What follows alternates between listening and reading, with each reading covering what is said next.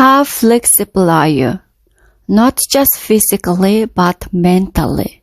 Because mental flexibility changes how you see life. When you are mentally rigid, you see fewer options. You get stuck in one way of thinking. But when you are mentally flexible, you start noticing more possibilities, more ways to respond. The situation doesn't always change, but your perception does. And that changes everything.